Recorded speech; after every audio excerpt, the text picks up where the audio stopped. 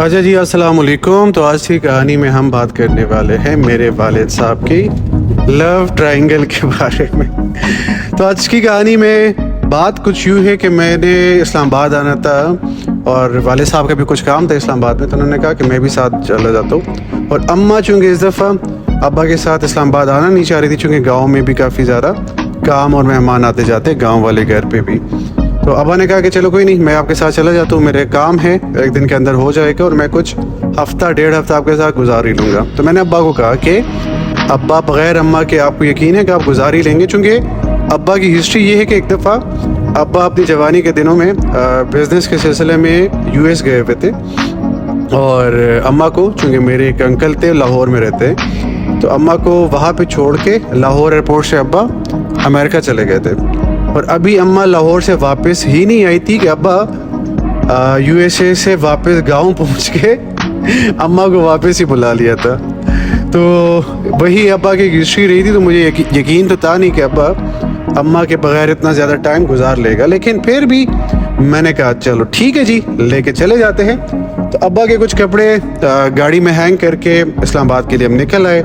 सुबह यहाँ पे आके अब्बा ने अपने सारे काम किए और अभी काम ख़त्म करके हम लंच ही करने वाले थे कि अब्बा को मैंने कहा कि लंच करके हम घर जाके आराम से फ्रेश होंगे, फिर बाहर कुछ आउटिंग करने के लिए निकल आएंगे।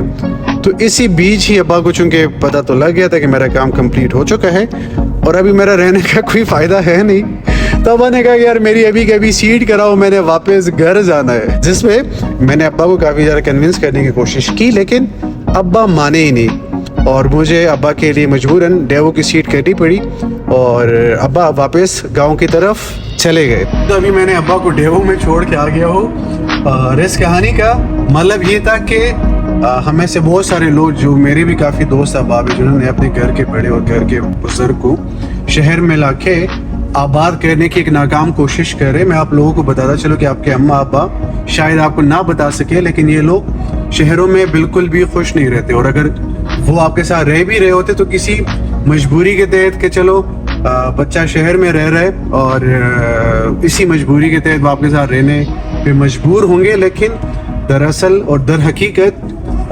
सच्चाई यही है कि हमारे बुजुर्ग, हमारे बड़े गांव में और जहाँ पे उनका बचपना और उनकी जवानी रही हो, उन्हीं घरों में और उन्हीं जगहों में और अपने लोगों के बीच ही सारे लोग खुश रहते हैं। हमारे बुजुर्ग अपने गांव में अपने लोगों के बीच सुकून से रहते हैं और साथ ही साथ में दिल से जवान भी रहते हैं।